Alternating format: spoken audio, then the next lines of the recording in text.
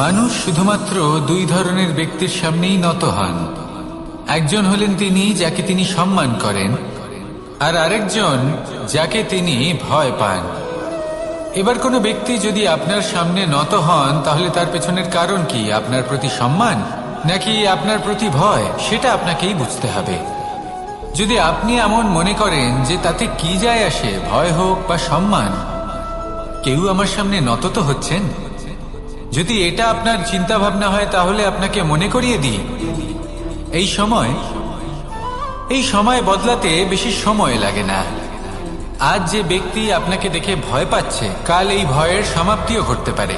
আবার এমনও হতে পারে যে তার কাছে অত্যধিক শক্তি চলে এলো। অনেক কিছুই হতে পারে। তাই মনে রাখবেন, যে মাথা ভয়ের কারণে নত হয় তা সময় এলে সবার আগে বিরোধিতা করতে পারে, আর যে মাথা সম্মানের কারণে নত হয় আপনার জন্য নিজের শিরচ্ছেদও সে করতে পারে। তাই সকলকে আপন করে নিন, কিন্তু ভয় প্রয়োগ করে নয়। কর্ম করুন এবং সম্মান অর্জন করুন। শুধু এটাই করুন আর আমার সাথে ভালোবেসে বলুন, রাধা রাধা। আমাদের জীবনে গুরুজনেরা, জ্ঞানী মানুষজন সবসময় একটা কথা বলেন, ধৈর্য ধরো। শুধুমাত্র দুটো শব্দ, কিন্তু কতটা বিশাল সেটা বোঝার চেষ্টা করুন। ছোট একটা অস্ত্র হাতে নিন এবং একটা বিশাল পর্বতে নিরন্তর প্রহার করতে থাকুন। ধৈর্য ধরে সেই কাজ করতে থাকুন। এমন একদিন আসবে, এই বিশাল পর্বতে আপনি একটা পথ তৈরি করবেন। কোনো ধনুর্ধর যখন নিজের বিদ্যা অর্জন করেন, তখন তাকেও ধৈর্য ধরতে হয়, তার নিজেকে সময় দিতে হয়, তবেই সে ধনুর্বিদ্যা শিখতে পারে। সেইভাবে আমাদের জীবনেও ধৈর্য ধরার খুব প্রয়োজন।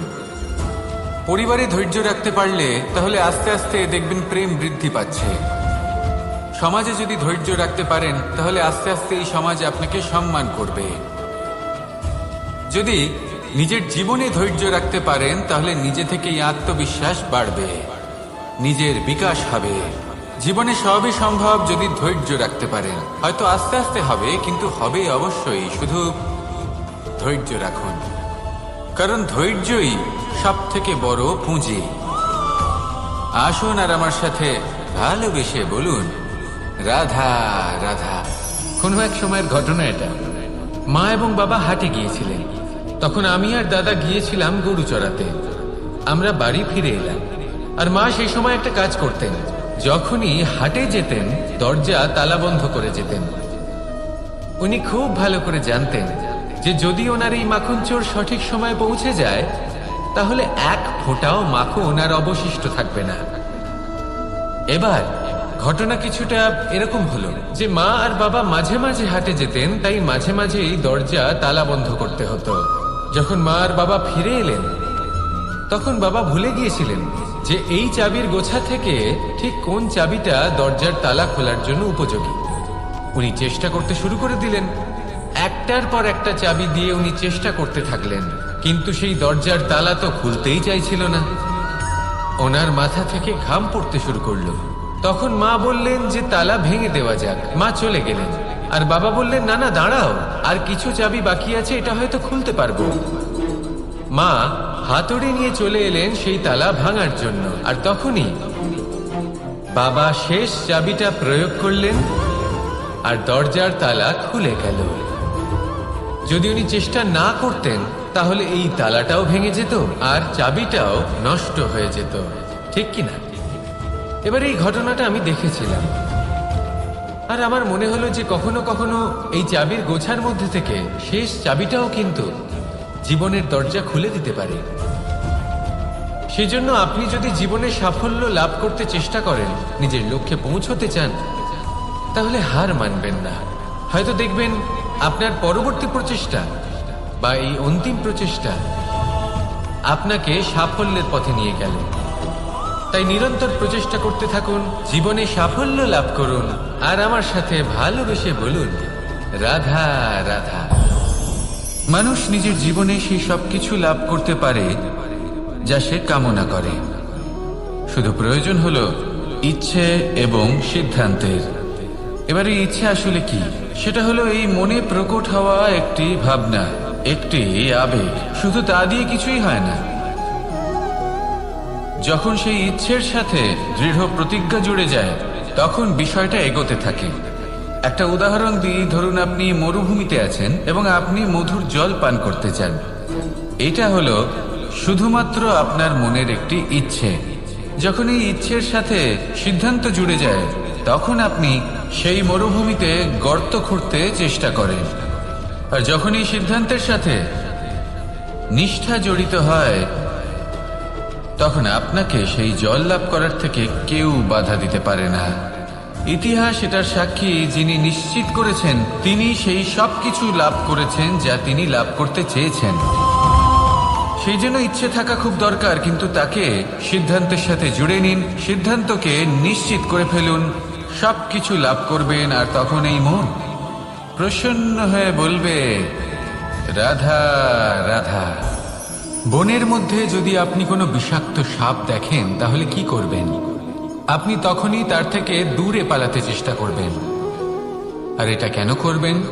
নিজের রক্ষার্থে। এই কথা আমি নয় মেনে নিলাম, কিন্তু নিজের জীবনে এটা করেন না কেন? আপনি যেখানেই যান, যে স্থানেই যান না কেন, প্রত্যেক সময় প্রত্যেক মুহূর্তে এমন বিষাক্ত সাপ আপনি অবশ্যই খুঁজে পাবেন। আর সেই সাপ নয় যাদের আপনি বনে খুঁজে পাবেন, এরা হলো সেই সাপ যা আপনাকে পাপ করতে বাধ্য করবে। আপনার অন্তরের বাসনা, ক্রোধ, অহংকার, লোভ, ঈর্ষা এদের বৃদ্ধি ঘটাবে। দেখুন, বনের এই সাপ আপনাকে একবার ছেড়ে দিতেও পারে, ছোবল নাও মারতে পারে, কিন্তু এই যে পাপরূপী সাপ আছে তা অবশ্যই ছোবল মারবে। কর্ম যদি করেন তাহলে অবশ্যই ফল পাবেন। সেই জন্য যখনই কোথাও যাবেন, যদি এমন কাউকে দেখেন, যদি এমন কিছু দেখেন যে আপনাকে পাপ করতে বাধ্য করছে, তাহলে সেই মুহূর্তে সেখান থেকে পালিয়ে যান। যেমন বনের সাপ দেখে আপনি পালাতে থাকেন। সৎকর্মের রক্ষা অত্যন্ত আবশ্যক। আসুন আর আমার সাথে ভালোবেসে বলুন, রাধা রাধা। এই সংসারের সব থেকে বড় সুখ কি? কেউ বলবেন নিজের লক্ষ্য প্রাপ্ত করা, কেউ বলবেন ধন উপার্জন করা, কেউ বলবেন নিদ্রাই সব থেকে বড় সুখ, কেউ বলবেন রাজ্য লাভ করা, আবার কেউ বলবেন মাতার হাত থেকে খাবার খাওয়া, আদি ইত্যাদি। কিন্তু যদি সত্যি কথা বলি, এই সংসারের সব থেকে বড় সুখ হলো সেবা করা। কখনো কাউকে সেবা করে দেখুন। এই সেবা দ্বারা অন্য কোনো মানুষের আশীর্বাদ লাভ করাতেই সুখ রয়েছে।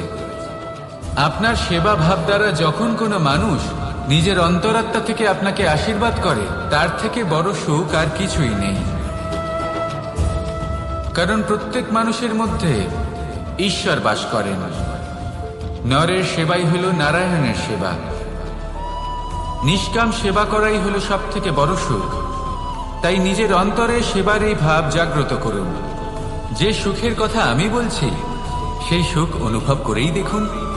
এই মন সুপ্রসন্ন হয়ে বলবে, রাধা রাধা। বায়ু পঞ্চতত্ত্বের মধ্যে তৃতীয় তত্ত্ব। কেউ একে সমীর বলে, আবার কেউ একে পবন বলে। প্রথম কথা হলো এটাই যে এই বায়ু আমাদের জীবন দান করে প্রতিদিন, প্রত্যেক মুহূর্তে। এই বায়ুর কারণেই আমরা নিঃশ্বাস নিতে পারি, জীবিত থাকতে পারি। এই বায়ুই হলো সেই যা সকল মেঘেদের একত্রিত করে একটি স্থানে আর বর্ষা ঘটায়।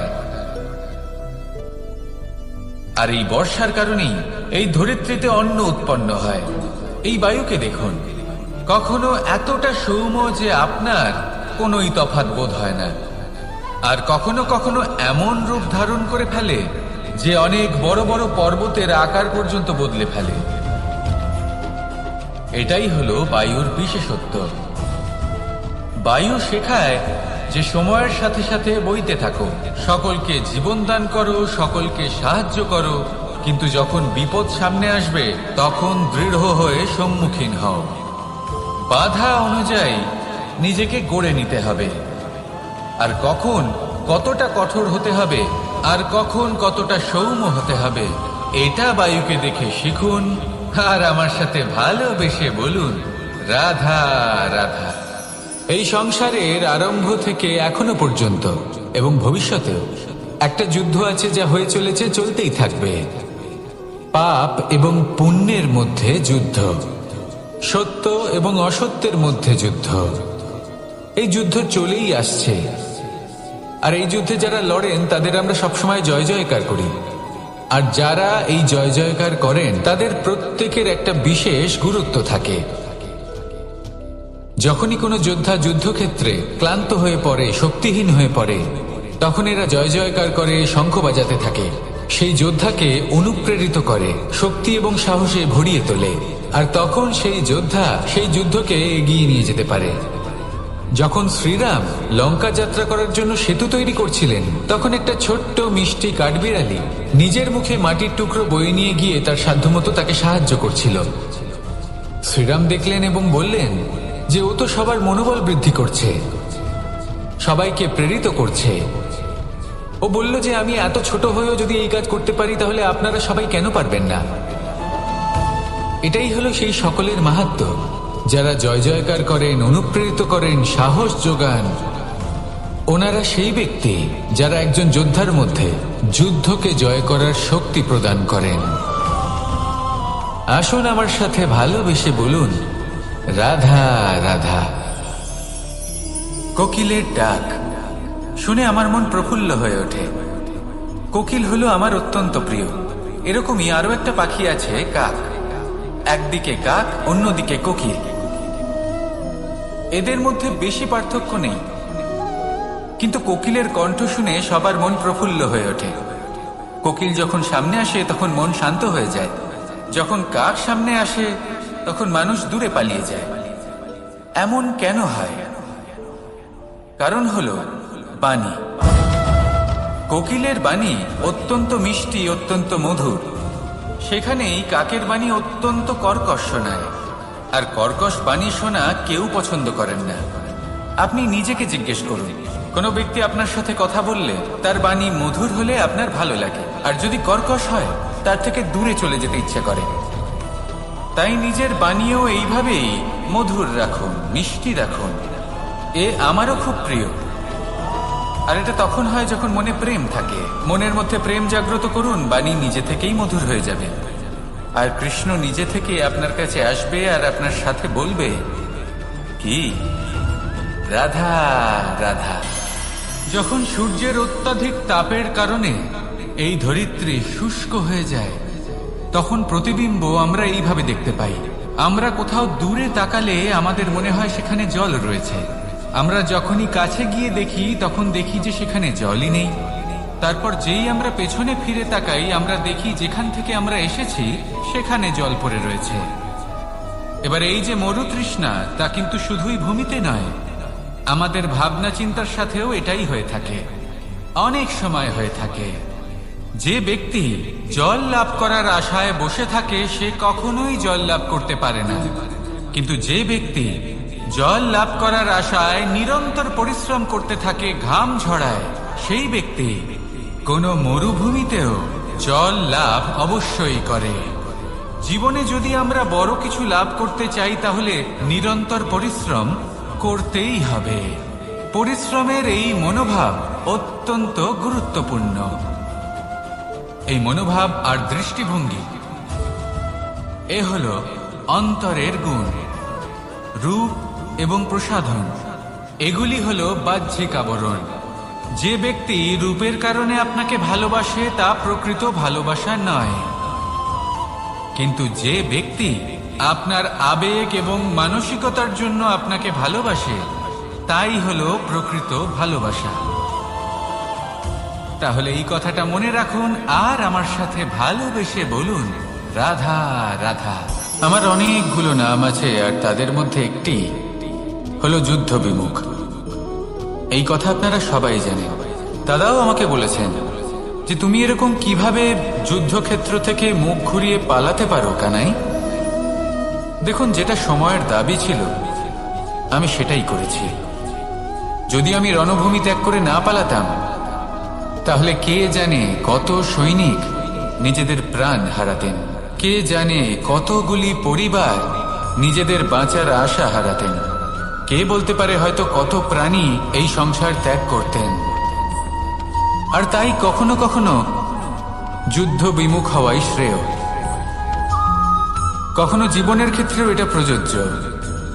যদি দূরে চলে গেলে আপনার সম্ভাবনা বৃদ্ধি পায়, তাহলে দূরে চলে যান। দূরে চলে যান সেই সকল ব্যক্তিদের থেকে যারা কথায় কথায় আপনাকে অপমান করেন, আপনার নিন্দা করেন, আপনাকে বাধা দেওয়ার চেষ্টা করেন, আপনাকে ছোট করেন। কারণ তাদের সাথে থেকে, সেই সকল ব্যক্তিদের সাথে থাকলে যারা আপনার মূল্য বোঝেন না, আপনি নিজের আত্মসম্মান, নিজের আত্মবিশ্বাস, নিজের ব্যক্তিত্বকে নত করে ফেলবেন। দূরে চলে যান সেই সকল সংঘর্ষ থেকে, সেই সকল পরিস্থিতি থেকে যাদের সম্মুখীন হয়ে আপনি কোনো পরিণামেই পৌঁছতে পারবেন না। যদি আপনি এইভাবে যুদ্ধ বিমুখ হয়ে উঠতে পারেন, যদি এই প্রবৃত্তি আপনি নিজের মধ্যে জাগ্রত করতে পারেন, তাহলে আপনার সামনে সেই যুদ্ধ চলে আসবে যাতে বিজয় লাভ করে আপনি নিজের অস্তিত্ব খুঁজে পাবেন। আর সেটাই হলো সবথেকে বড় জয়লাভ। আসুন আমার সাথে ভালোবেসে বলুন, রাধা রাধা। সংসারের বিভিন্ন ক্ষেত্রে আপনি অনেক কিছুই দেখতে পাবেন। যে কোনো খেলা, কোনো নাটক দেখতে পাবেন, কেউ কোনো খেলা খেলছে তা দেখতে পাবেন। আর দর্শকগণ এই দেখে অত্যন্ত আনন্দ লাভ করেন, হাততালি দিতে থাকেন, প্রশংসা করতে থাকেন, নিজের অন্তরের উৎসাহ প্রকাশ করতে থাকেন। কি দেখে করেন? সেই সমস্ত খেলোয়াড়দের দেখে করেন যারা এই খেলাটা খেলছে, তাই না? কিন্তু অনেক সময় সেই খেলোয়াড়রা সেই খেলার আনন্দ উপভোগ করতে পারেন না, কারণ ওনারা চাপা পড়ে যান তাদের কামনার চাপে। জয় লাভ করার কামনা, প্রথম স্থান লাভ করার ইচ্ছে, প্রতিযোগিতায় সব থেকে এগিয়ে থাকার ইচ্ছে তাদেরকে এই খেলা উপভোগ করতেই দেয় না। সেই জন্য কখনো কখনো এই খেলোয়াড়দের থেকে অনেক বেশি আনন্দ উপভোগ করেন দর্শকগণ, যেখানে এই খেলাটা কিন্তু খেলছেন খেলোয়াড়রাই। আমি এটা বলছি না যে এই ইচ্ছে, এই আকাঙ্ক্ষা অনুচিত না, কিন্তু তার সাথে সেই খেলা, সেই কর্মের আনন্দ উপভোগ করাও অত্যন্ত গুরুত্বপূর্ণ। তাই সেটা উপভোগ করুন। যে উৎসাহ আপনি উপভোগ করছেন তা যাপন করা অত্যন্ত গুরুত্বপূর্ণ। দেখুন, সত্যি বলতে এটা কিন্তু আপনার অধিকারও বটে। আপনি যে কর্ম করছেন তার ফল তো আপনি অবশ্যই পাবেন। সেটা যখন আপনি পাচ্ছেন তখন আপনার তা উপভোগ করা উচিত। সেটাই করুন। জীবনে সফলতা এবং অসফলতা এরা আসা যাওয়া করতে থাকে। যখন সাফল্য আসবে তখন তা উপভোগ করুন, যখন অসফলতা আসবে তখন তার থেকে শিক্ষা লাভ করুন। সাফল্য আপনার কাছে আবার ফিরে আসবে। আর এই মন, আপনি তো জানেন, এই মন প্রসন্ন হয়ে বলবে, রাধা রাধা। ভোজন, এই সংসারে যেই হোক না কেন, কোনো মানুষ হোক, কোনো প্রাণী হোক, কোনো কীট হোক বা কোনো বনস্পতি হোক, প্রত্যেকের জন্য ভোজন অতি আবশ্যক। কারণ ভোজন থেকেই শক্তি পাওয়া যায়, আর সেই শক্তি দিয়েই সংসারের, আমাদের জীবনের সমস্ত কার্য করা যায়। এবার এমন এক ধরনের শক্তি হয় যা শীতের ঋতুতে সূর্য থেকে আমরা পেয়ে থাকি, আর আরেক ধরনের উত্তাপ হয় যা দিয়ে ভোজন রান্না করা হয়, সুস্বাদু নানান ধরনের ভোজন।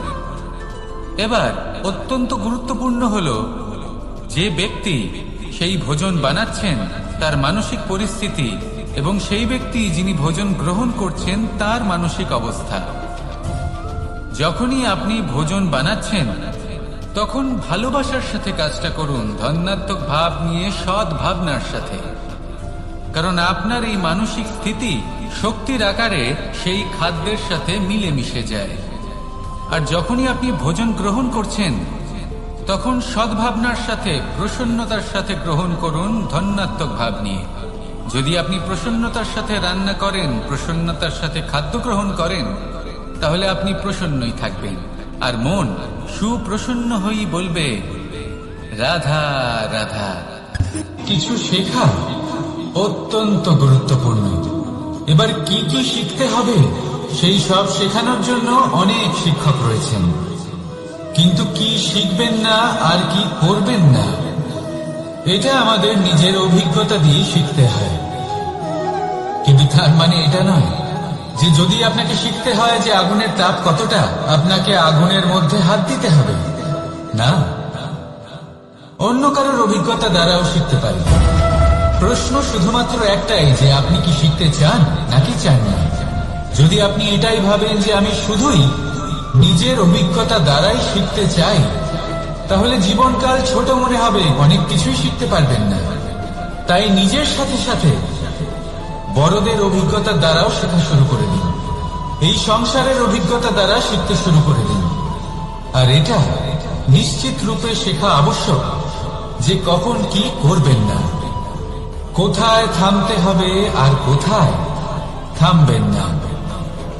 তাহলে আসুন আর আমার সাথে ভালোবেসে বলুন, রাধা রাধা।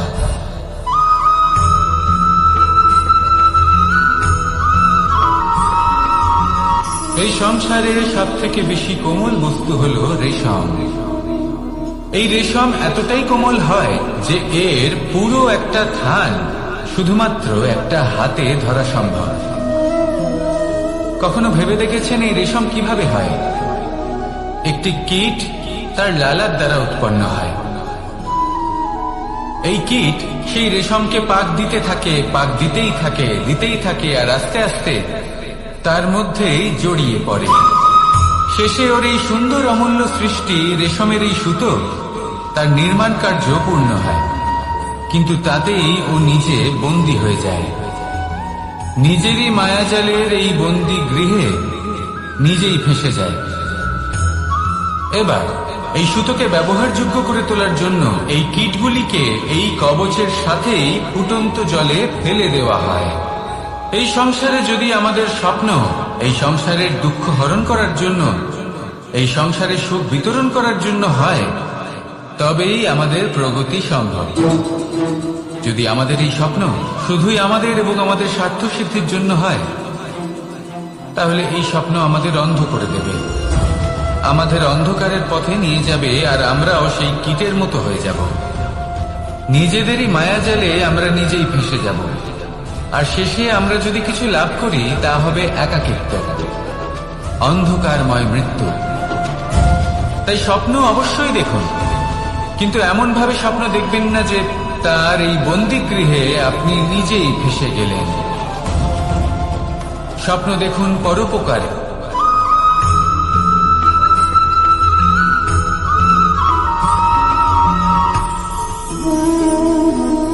শক্তি এক অত্যন্ত বিচিত্র বস্তু, বা বলতে পারেন অনুভূতি। পিতা সবসময় চান যেন তিনি তার শক্তির পুত্রকে। আসুন আপনাকে সহজে বোঝাই। যদি আপনি সুপাত্র হন আর আপনাকে শক্তি দেওয়া হয়, তাহলে আপনি সেই শক্তির গুরুত্ব বুঝবেন, কোথায় সেই শক্তি প্রয়োগ করা উচিত সেটা বুঝবেন। আর এটা যেহেতু অর্জন করা শক্তি হবে, সেই শক্তির অপব্যবহার হবে না। কিন্তু যদি এই আপনি কুপাত্র হন আর যদি আপনাকে এই শক্তি দেওয়া হয়, তাহলে কি হবে? দেখতে গেলে এই শক্তি আপনি দান হিসেবে পেয়েছেন, তাই না আপনি এই শক্তির গুরুত্ব বুঝবেন, আর না এর প্রয়োগ আপনি জানবেন। তার অপব্যবহার হওয়া সুনিশ্চিত। তাই যদি আপনি কোনো শক্তি অর্জন করতে চান, তাহলে আগে তার যোগ্য হয়ে উঠুন, পুত্র নয় পাত্র হয়ে উঠুন। আর আমার সাথে ভালোবেসে বলুন, রাধা রাধা।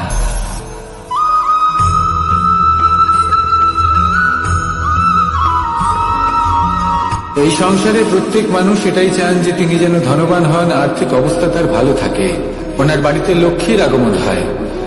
কিন্তু সেটা হবে কি করে, সেটাই হলো প্রশ্ন। কেউ বলেন যে যদি পরিশ্রম করো তাহলে ধন অর্জন সম্ভব, কেউ বলেন যে যদি বিদ্যা লাভ হয় তবেই ধন অর্জন সম্ভব, কেউ বলেন যে যদি বলশালী হও তবেই সম্পন্ন থাকবে। ভালো কথা, যদি তাই হয়ে থাকে, তবে দিনমজুর সারা দিন পরিশ্রম করেন, তিনি কেন ধনী হন না? অনেকজন বিদ্বান মানুষ আছেন এই সংসারে, তারা কেন ধনবান হন না? অনেক সংখ্যক বলশালী ব্যক্তি আছেন, তাদের কাছে ধন নেই কেন? তাদের কেন ধনের অভাব হয়? আবার এমনও কিছু মানুষ আছেন যারা পরিশ্রম করেন, তারা দিনমজুর, কিন্তু তারা ধন অর্জন করতে পারেন। কিছু বিদ্বান ব্যক্তি আছেন যাদের কাছে অধিক মাত্রায় ধন রয়েছে। কয়েকজন বলশালী ব্যক্তি রয়েছেন যাদের কাছে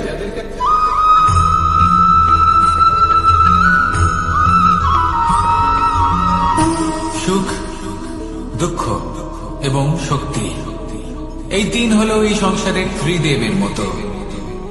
আমাদের জীবনে যা কিছু ঘটছে এই তিনটির ভিত্তির উপরেই হচ্ছে। আসলে এই সংসারের একটা নিয়ম আছে, যখনই আপনি কিছু লাভ করেন এই সংসার আপনার পরীক্ষা নেয়। এটা জানার জন্য আপনার পরীক্ষা নেয় যে আপনি যা কিছুই লাভ করেছেন আপনি কি আদৌ সেটার যোগ্য কি না। ঠিক সেইভাবেই এই সুখ, দুঃখ এবং শক্তি আপনার পরীক্ষা নিয়ে থাকে। যখন সুখ আসে তখন সে আপনার পরীক্ষা নেয় যে আপনার মধ্যে অহংবোধ জাগ্রত হয়নি তো। যদি অহংবোধ চলে আসে তাহলে সুখ সেখানেই সঙ্গ ত্যাগ করে। দুঃখ আপনার ধৈর্যের পরীক্ষা নিতে থাকে, আর যদি আপনার মধ্যে ধৈর্য না থাকে তাহলে এটা আপনাকে আরো বেশি দুঃখের গভীর অন্ধকারে ঠেলে দেবে। সেখানে শক্তি পরীক্ষা নেয় আপনার বিনম্রতার। যদি আপনি বিনম্র না হন তাহলে হয় এই শক্তি আপনার সঙ্গ ত্যাগ করবে, নয় এই শক্তি বিনম্রতার অভাবে আপনার পতনের কারণ হতে পারে। এই সংসারে যে কোনো ব্যক্তি যিনি এই পরীক্ষায় উত্তীর্ণ হয়ে থাকেন এই জীবনে তিনি সাফল্য লাভ করেন। আসুন আমার সাথে ভালোবেসে বলুন, রাধা রাধা।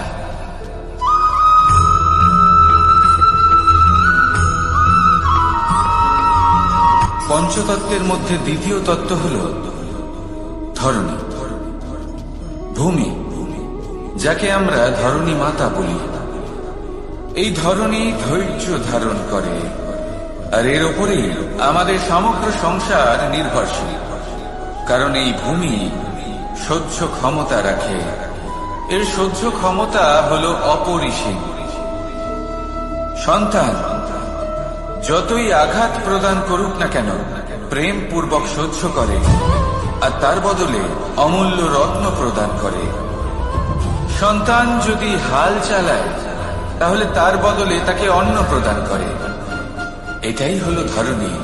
এবার এর থেকে আমরা কি শিক্ষা পেতে পারি? এটাই যে কারোর জন্য কিছু করা বা কাউকে কিছু দেওয়া মনে কোনো কামনা ছাড়াই। আর এই কথাটা বুঝে যান, যদি কারোর জন্য কামনা না রেখে বা কোনো পাওয়ার আশা না রেখে কারোর জন্য কিছু করেন বা কারোকে কিছু দেন, যদি এটা আপনি শিখতে পারেন তবে আপনি ভালোবাসতে শিখে গেছেন। আর সেই জন্যই এই ধরিত্রীকে মাতা বলা হয়।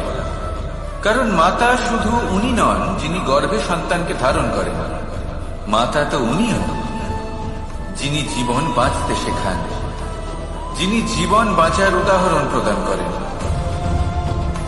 তাহলে ধরণীর থেকে এই নিঃস্বার্থ ভাব শিখুন, নিঃস্বার্থ ভালোবাসা শিখুন, আর এই ভালোবাসার সাথেই বলুন, রাধা রাধা।